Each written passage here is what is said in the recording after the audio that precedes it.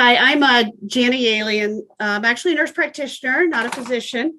I have been a nurse practitioner here at the Indiana University Adult CF Center for over 20 years, but I've taken care of CF patients for over 25 when I was on the floor as well. My role here at the center, I'm the nurse practitioner, of course, but I'm also the coordinator of the center and the main contact for patients because I just recently lost my nurse. So, you be flexible and you do what you need to do. And I apologize, you cannot see me, but my screen, my video camera is not working on this new computer they gave me. I just want to let you know that here at the IU Adult CF Center, we have over 300 adult patients, and we continue to grow between pediatrics and also just new diagnoses and people moving in. We do have a full team here. Full team of 2 MDs, soon to get our third in the summertime here in probably July. Myself, the nurse practitioner, I have a dietitian, social work, PharmD, RT, and PT, along with the techs and the specialty pharmacy, which are a gigantic blessing.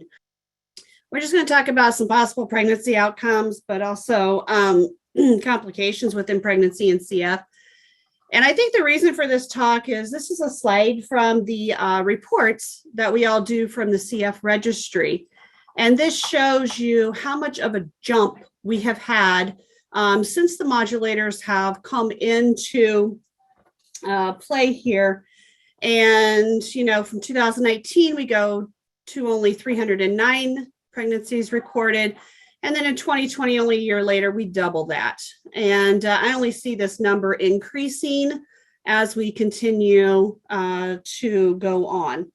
Our particular center here, we had several pregnancies. We had 7 births in 2021 with a total of 14 total pregnancies. So 6 of those were still, we had 1 that had a miscarriage, and then we had 6 that were still pregnant coming into 2022. 2 have delivered already this year. The 4 still remain pregnant, of course.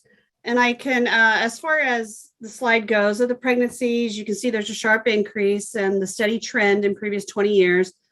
Research being underway to understand why the increase. I do believe in the potential implications. The increase, I believe the modulators play a huge role in the increase of pregnancies, just because it's changing that sodium chloride channel, and women are more fertile at this time now. So therefore, I think that's a big part of the increase in the pregnancies itself. We'll get into some complications later, and I'll tell you about our experience as well. But for now, just wanted to show you this graph in particular.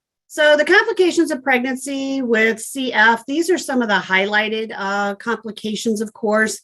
These are also, complications that occur in general pregnancies, those even without CF. So therefore, these are just the ones that are more prominent whenever that we have also seen in with our CF patients. So the gestational diabetes, since many patients are sometimes borderline diabetic before they ever get pregnant.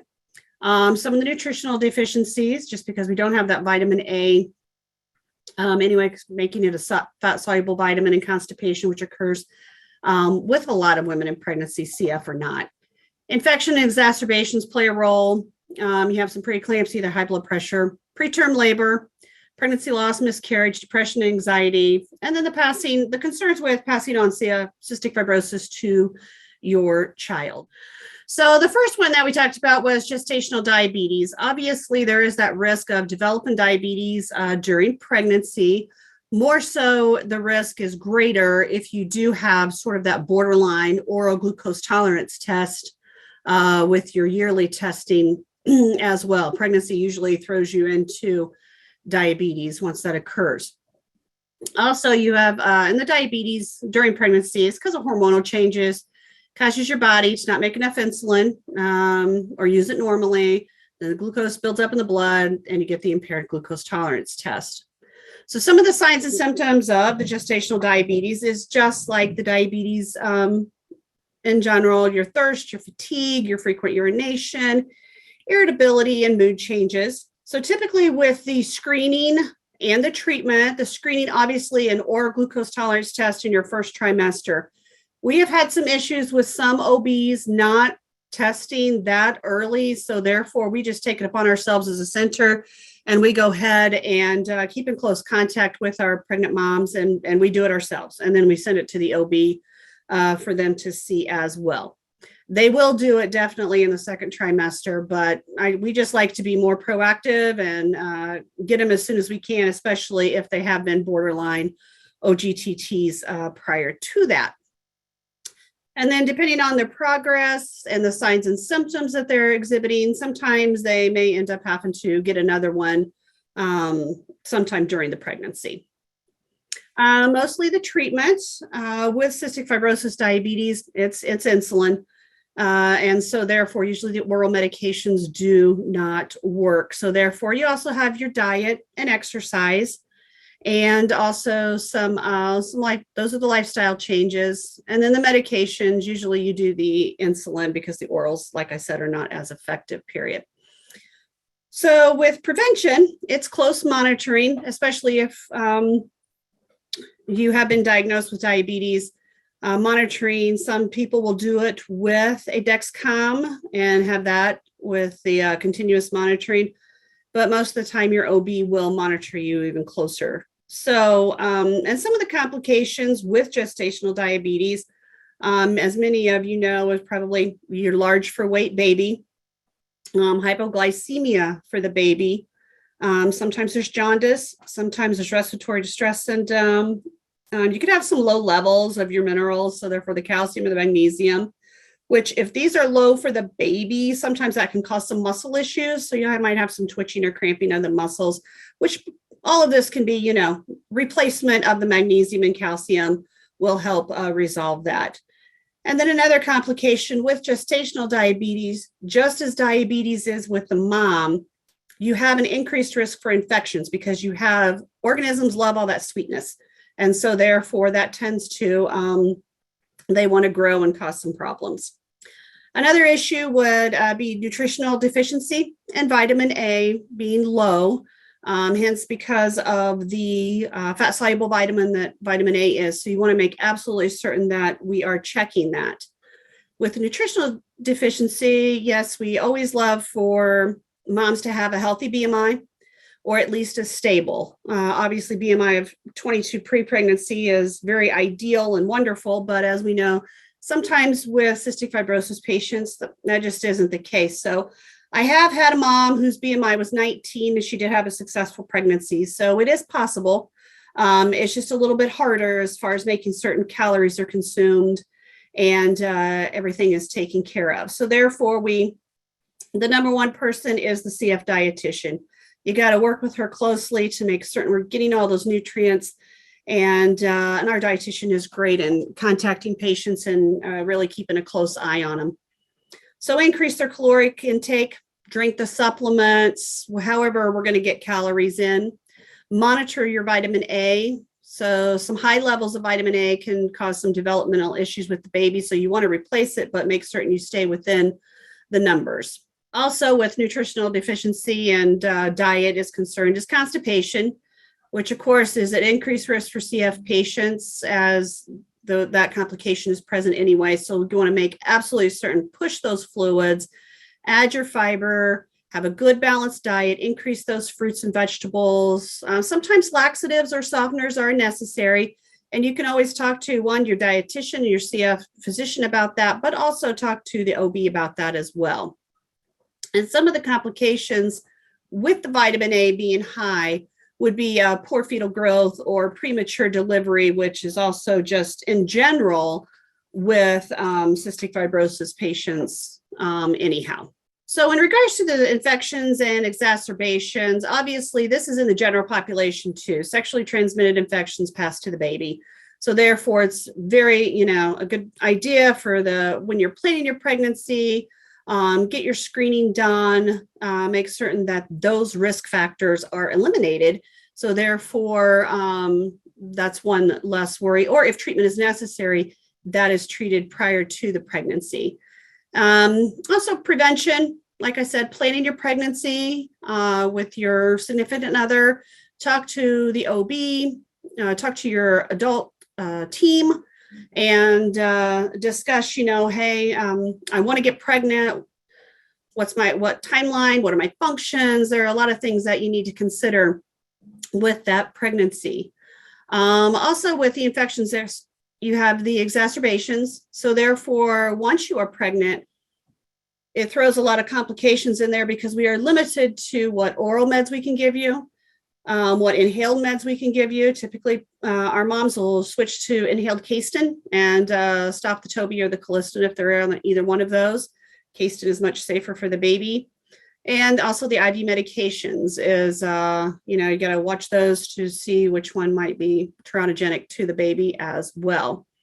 And sometimes with CF exacerbations, depending on how sick moms are, sometimes it'll require a little hospitalization. I know one of our pregnant patients, I had to keep her in the hospital for about the last month or so, just so we could treat the exacerbation, but also make certain that her nutrition and the baby was okay. And yes, he's perfectly fine. He's 7 years old now, and he's doing great. With infections and exacerbations, you do have prevention. So therefore, make certain that, all of your scheduled meds, whatever changes need to be made are made. Like I said previously, with the inhaled antibiotics, Caistin from Toby or Colistin. Airway clearance therapy, that still is a must. And sometimes it's easier if with the vest, if a lot of people have that and that's what you're using, get a chest vest. Because once that baby starts growing, those are a lot easier to use when you're pregnant versus the full vest that goes over your entire abdominal area too.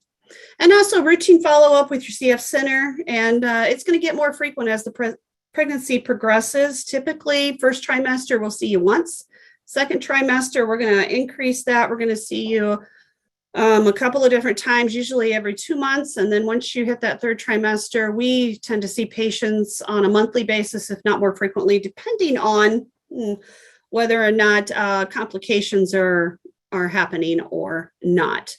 And some of the infections can cause some pregnancy loss or miscarriage. Some will cause preterm labor and delivery. Other infections, especially the STDs, can cause some birth defects. So therefore, you got blindness, some deafness, sometimes intellectual disabilities. So, and then sometimes you also see some illness in the newborn during that first month of life, depending on what infection might have been happening. So we have preeclampsia, which, as we know, high blood pressure and protein in the urine during pregnancy. This can happen to anybody, but it usually does occur during the second half of your pregnancy, and then it resolves after you give birth. Some of the signs and symptoms, you'll notice some really rapid weight gain from the fluid. Some folks will get headaches. Some will have nausea, vomiting, vision changes. Some will also have some reduced urine output as well. Typically, your treatment will be just medications for hypertension, food, calcium-rich foods. Avoid your refined sugars, caffeine, and alcohol. And if it's bad enough, you will sometimes get put on bed rest, which is very difficult for a lot of us since we are active and don't like to be down. But then if the preeclampsia, the hypertension is not treated, sometimes you will have reduced blood flow to that placenta, which that in turn gives you that preterm labor, and also sometimes will slow the growth of the fetus. So therefore, you really need to make certain that your blood pressure is under control prior to pregnancy, but even if it does go up during pregnancy, also making certain that we monitor that and get that under good control. So preterm labor, this is probably the number one complication with our patients and in all the readings that I've gone through with pregnancy itself. So preterm labor is defined as labor beginning before 37 weeks. It's not to say that if the baby is born, after I've had a 32-week baby, they're doing okay. Yes, they had to stay in the hospital for a little while, but doing okay now. And so therefore, even at 34, 35, 36 weeks, we've had healthy babies born to moms, and they're doing okay. The preterm labor, the risk for this occurring is if the mom has lower lung function And 50% or above is usually the typical pre-pregnancy FEV1 that leads to better outcomes. So anything below that 50% could increase your risk for preterm labor. Obviously, diabetes is a risk. And then the infection, like we talked earlier before, the Burkholderia cepacia.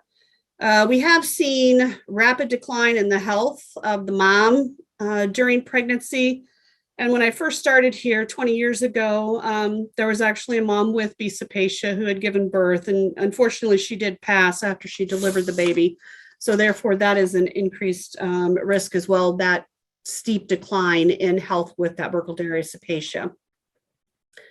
So conditions that are increasing the risk are the infections like the B. cepacia or other infections. If you, as your mom, you have a shortened cervix, or you've had previous preterm births, that will also increase the risk of a preterm labor with your second or third child as well. And the key is, prevention, which is diabetes under control, the best lung function you can have if you're going to become pregnant. And as far as talking with your team, depending on whatever infections or organisms that you might have in your sputum. So another risk is pregnancy loss. Miscarriage is defined as the pregnancy loss before the 20 weeks. There's natural causes. There's signs and symptoms of, the vaginal spotting, the bleeding, the cramping. Sometimes you might see some fluid or tissue and, call the OB right away. Other times there's a stillbirth, which is the pregnancy loss after the 20 weeks. And then half of those cases, there's no cause found for those. Some of the other causes are sometimes you got some chromosomal abnormalities. Sometimes it's placenta, poor fetal growth, or just sometimes there's chronic health issues from the mom or an infection. So therefore, and those vary. So other complications during pregnancy, of course, nausea and vomiting, which, as y'all know, occurs just not even with a CF mom, but sometimes with others. And it's usually greater in the first trimester. And that's what we always try to encourage our patients. Let's just try and get through this first trimester. Nausea hopefully will get better. We've seen that with most of our pregnant moms. Treatment, medications, making certain that you're getting plenty of fluids and your nutrients. And so therefore you can make certain that not only are you providing for yourself, but you're also providing for the baby as well. Other complications, low iron, of course. So therefore we typically will check that. That's sort of the fatigue. Sometimes you're pale, short breath. The recommendation for some iron is 27 milligrams at least daily. And usually a pregnancy vitamin will actually have that much in it. So therefore, usually you're okay with that. And then prenatal vitamins, of course, those have iron in it too, supplements. Sometimes patients need infusions if their iron is too low, just because sometimes you just don't absorb that oral route. So therefore, we'll go with an infusion. Some of the complications with low iron, you can have low birth weight, preterm delivery, or sometimes the baby will have some low Apgar scars as well. So another complication that sometimes will happen is depression and anxiety, which are both common in pregnancy, whether it's CF or not.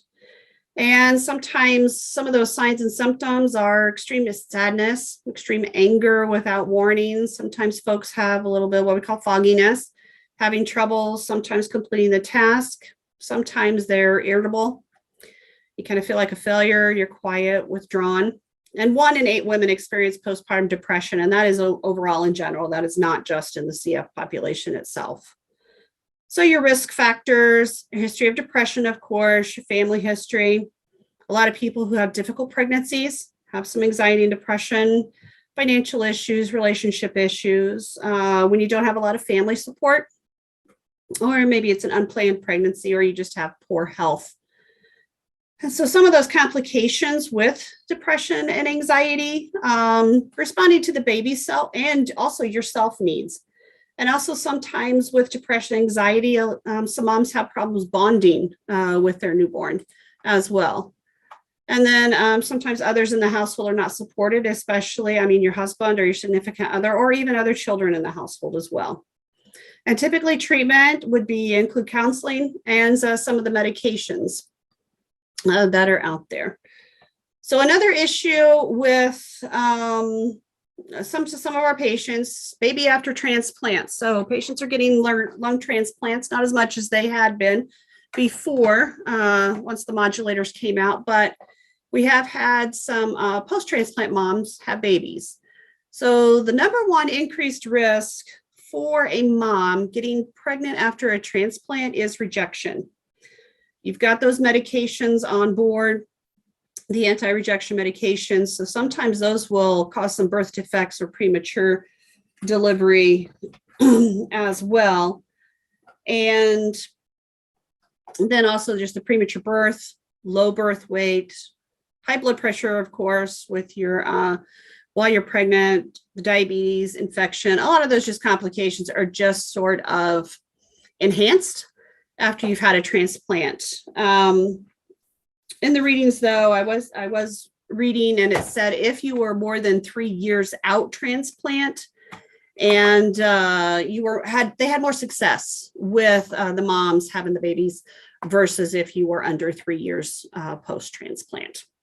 So passing the CF on to your baby is always a concern, and this is why I highly recommend genetic counselor prior to pregnancy. We try to have all of our patients go with their significant others to genetic counseling prior to pregnancy. Part of that is too, sometimes it's not just CF that needs to be checked. Sometimes there's a history in the family of a different disease process, and the person who's actually with CF needs to be tested as well. And so therefore, genetic counselors can also help explain what are the risks, genetic testing for the significant other. They can help us get that completed. Lately, I think most states do have the testing for the children. And so therefore, as soon as the newborn screening, of course, as soon as they are born, so therefore we can get that done. But as of lately, some of the sweat testing of the babies, if the mom is on Trikafta, the sweat testing has been negative. So therefore it's been normal. So the good thing is that if the baby, and then, recommend genetic testing. If the baby is exhibiting signs and symptoms of CF, then they just need to go straight to genetic testing for the baby. Since that sweat test, we're still kind of looking at that and figuring out, okay, if the baby's nursing, is the mom on Trikafta? How long is that sweat test going to be false negative? We don't know the answers yet. So therefore, just zipping to genetic testing is going to be your best bet in order to look at all of that. So these are just some references as far as on the second slide, the next slide too, of the things that I kind of looked at other than our own general experience with pregnancy and complications that we have seen.